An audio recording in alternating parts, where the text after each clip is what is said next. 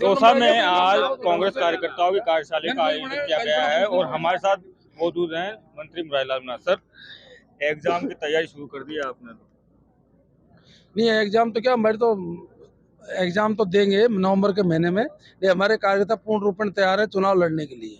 और मैं समझता हूँ कि दौसा में जिस तरह से जोश था, हमारे चुनाव जीतने के बाद में जो जोश था, मैं चुनाव जीता था 2018 के अंदर, और जीतने के बाद में जिस तरह का जोश था उस तरह का जोश हमारे कार्यकर्ता में आज भी है। मैं समझता हूँ यदि यही जोश बना रहा, तरीके से चुनाव लड़ा, तो दौसा विधानसभा राजस्थान नंबर 1 पे जीतेगी, 1 नंबर।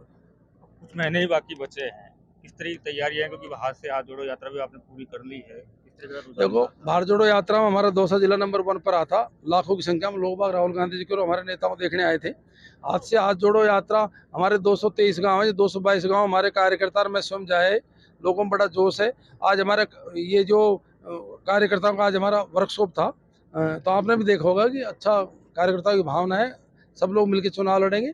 और चुनाव कोई भी हो, कार्यकर्ताओं को बल पे ही जीता जाता है। हमारे कार्यकर्ताओं में जोश है, और जिन कार्यकर्ताओं में जोश होता है वो कभी चुनाव हारते नहीं है। कार्यकर्ताओं जो जिस तरीके से बजट में जो घोषणाएं हुई है, बजट में जिस तरीके से धरती पे आए, कितना काम हो गया, कितना बाकी है देखो, आपको? बजट घोषणा के लाभ मैंने जो चुनाव में बोला थे, वादे किए थे जनता से, वो 100% पूरे हो गए, बल्कि मैं कहूँगा उससे 100 और बहुत ज़्यादा काम हो गए। और काम एक सतत प्रक्रिया है। अभी और भी कई चीज़ें, जैसे पानी दौसा में स्वीकृत तो हो गया, काम बहुत तेजी से चल रहा है, पैसा भी अलॉटमेंट हो गया, लेकिन क्या 2-4 महीना ऊपर नीचे हो सकता है। तो मैं समझता हूँ कामों में सरकार ने किसी प्रकार कोई कमी नहीं छोड़ी है। सरकार राहत शिविर चला रही है लगातार, 2 महीने तक लगातार। राहत शिविरों में 10 प्रकार की हमारी योजना है, क्योंकि ऐसा कोई भी इस प्रदेश का व्यक्ति जो कमजोर हो, गरीब हो, नहीं बचेगा जिसको सरकारी योजनाओं का फायदा नहीं हो। क्योंकि बीमार हर परिवार में होता है, 25 लाख तक का इलाज फ्री है। दुर्घटना भगवान न करे हो जाती है, 10 लाख तक है। 100 यूनिट बिजली है, किसान के लिए 2000 यूनिट बिजली फ्री है, 1000 तक की पेंशन मियाँ बीबी को 2000 बुढ़ापे में मिलते हैं। अपने बच्चे बच्चे भी नहीं देते, अपना टाइम पास कर सकता है वो आराम से। और 8 रुपए में दाल दाल चपाती फर्स्ट क्लास भोजन मिलता है। वो कुछ भी नहीं करे तो वो पेंशन से रोटी वहाँ पे खा जाए, इंदिरा उसमें इंदिरा रसोई पे, तो आराम जीवन यापन हो सकता है। बीजेपी ये कह रही है कि जो महंगाई शिविर चल रहा है वो ठठोसला है, जनता को से भगा रहे हैं। बीजेपी तो पागलों की दुनिया है, और वो दुनिया को बेवकूफ़ बनाते हैं, झूठ बोलते हैं, असत्य बोलते हैं, काम कुछ करते नहीं है, भ्रम फैलाते हैं। वो तानाशाही करते हैं, वो धर्मवाद की बात करते हैं, वो जातिवाद की बात करते हैं। वो 100% फैल है, लेकिन भारतीय जनता भोली है, उसको भ्रमित कर देते हैं। लेकिन दौसा की जनता भ्रमित नहीं होगी, और इसीलिए हमने कार्यकर्ता मीटिंग करी कि हमारे कार्यकर्ता उनकी चालों से सब सतर्क है। शिविर में जिस तरीके से लाभार्थी हैं वो पहले से रजिस्टर हैं, उनको दोबारा लाइन में खड़ा करने क्या उचित है? नहीं, ये गलत बात है आपकी। पहले जो लाभार्थी थे, इलाज उनका 10 लाख तक का था, 25 लाख तक कर दिया। पहले पेंशन 750 रुपये थी, अब 1000 तक कर दी।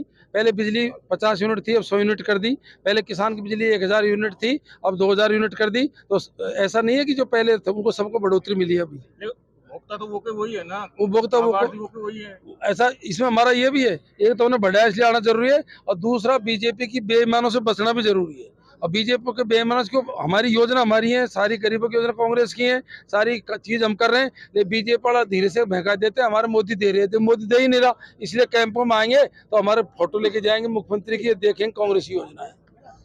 आप राहत शिविर चला रहे हैं, उधर बीजेपी ने जन आक्रोश यात्रा वहाँ घेराव भी किया था और काफी आरोप लगाए हैं।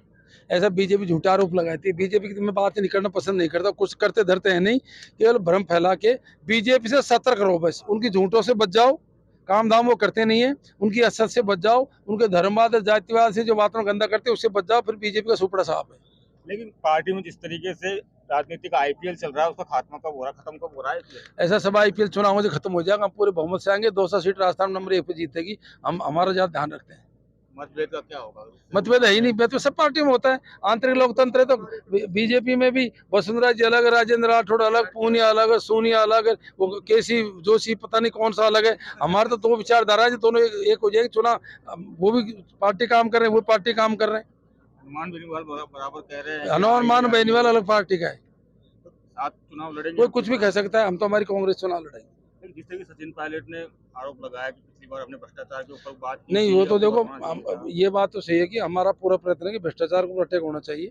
और सचिन पायलट बहुत जनाधार वाले नेता है, और वो भी पार्टी में काम करते हैं।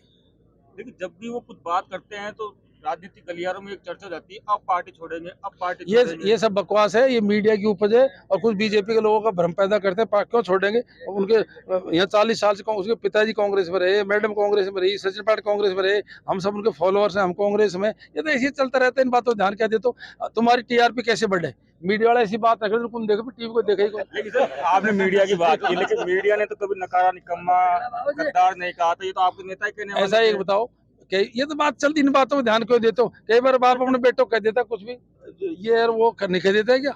तो चलती रहती है, घर की बात है हमारी, इन बातों से आपको क्या लेना देना है? ये मुरारीलाल मीणा थे, जिन्होंने पूरी तैयारी शुरू कर ली है 2023 की। संदीप मीणा, दौसा, राजस्थान।